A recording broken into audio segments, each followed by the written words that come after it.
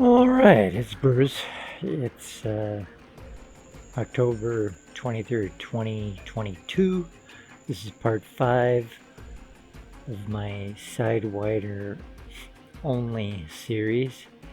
And this is where I want to have a successful air-to-air refueling, which is part of this mission. And I haven't been too successful. This is about my 8th attempt or so.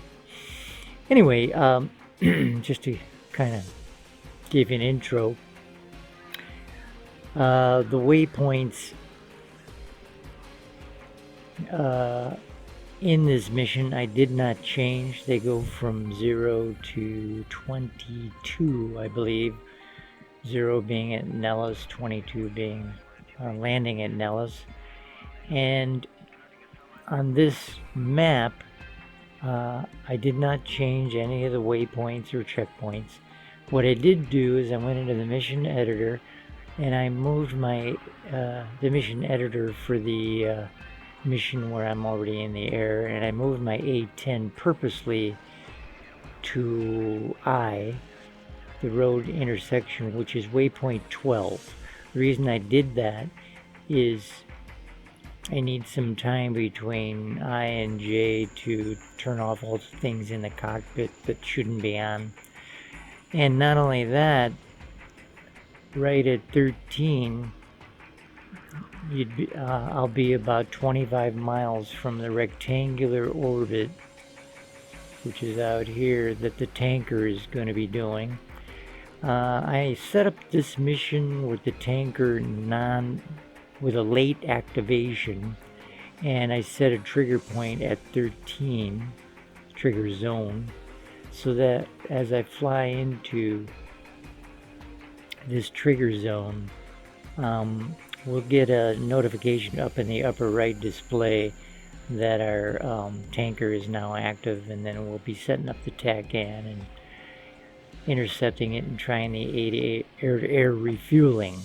So that's what I'm going to be doing.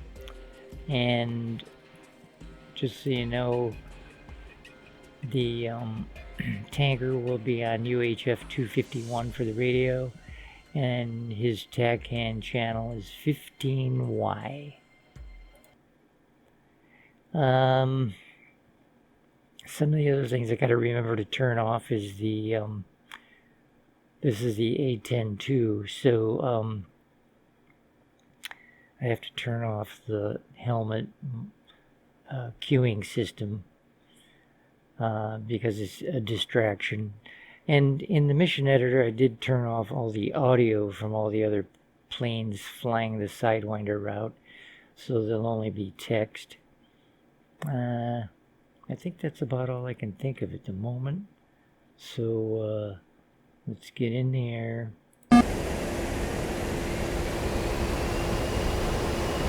By the way, the clouds are set at 7,000 feet for the base. I'm just climbing a little before I put the autopilot on. And we do need to fly towards waypoint 13, checkpoint J. And I gotta slow down because I don't want to get to 13 too quick. There's some things I gotta turn off in the cockpit. Let's get over here. There we go. That's good enough for now. Alright, we need to at least be flying at 200. Come on, Bruce.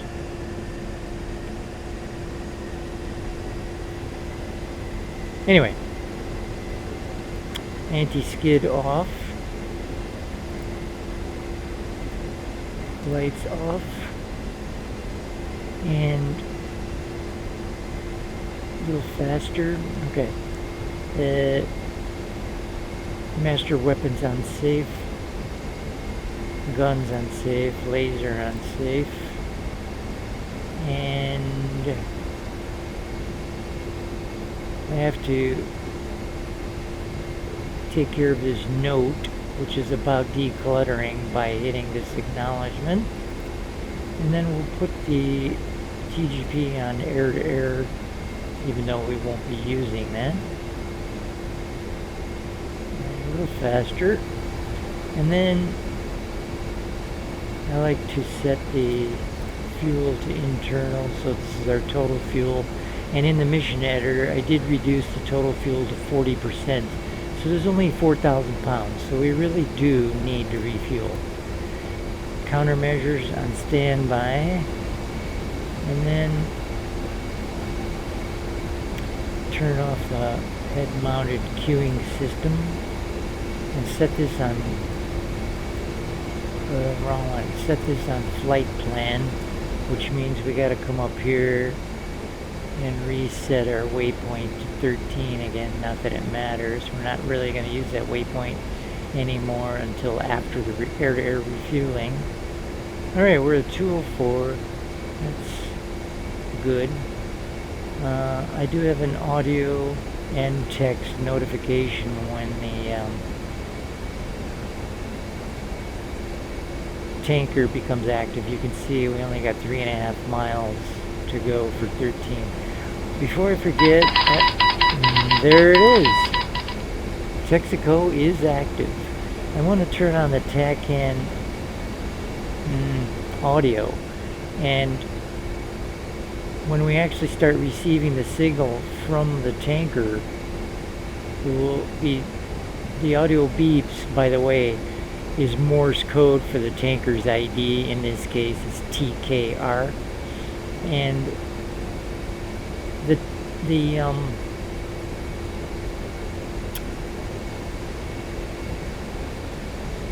TACAN and ILS were extremely buggy.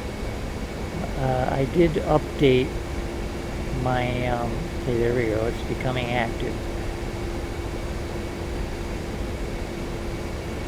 Oh, we haven't set up our 15Y yet here.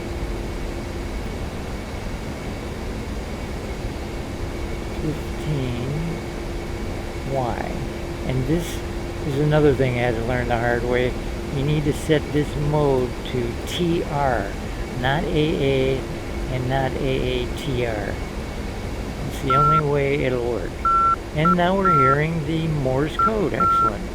I like to hear that because the TACAN was so buggy. We gotta wait for this to be active. We can climb. Warning, autopilot. The tanker will be flying at around 90,000 feet. Not 90,000, 9,000 feet. And by the way, when I mentioned the clouds is scattered 7.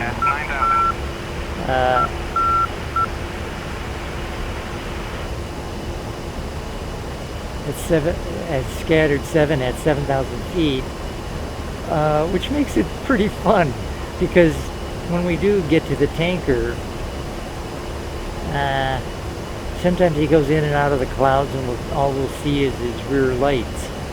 So I think that's pretty fun, just adds another element to it. But okay, now let's slow down a bit and let's see where,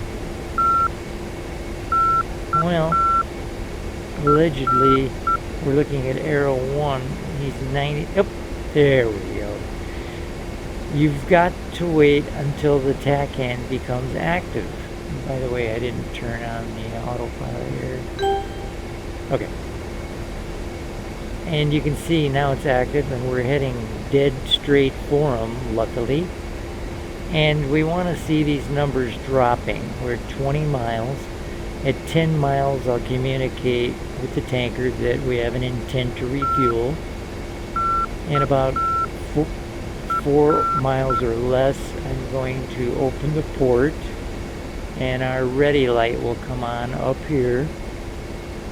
And then the last bit of this tricky stuff is we have to get right up to the boom before we hit F1 because we want him to respond and say that he has contact. If he says pre-contact, that's no good. That means we have to recommunicate and do the pre-contact all over again. 13 miles. There's a little off to the left. Warning, autopilot. We get to miss those clouds anyway.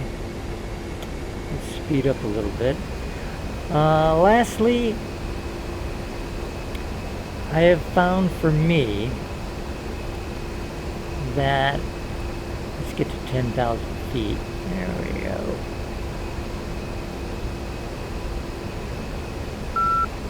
That'll probably be good. Yeah, pretty good. When I get close enough, I found that controlling the speed is horrifically hard because it takes so long to spool up and spool down. So I'll Altitude. give myself a 1 second speed brake, which ends up being about 25% speed brakes. Hey, and there he is. Warning, autopilot. Right in the hood. 220 is probably good. Oof.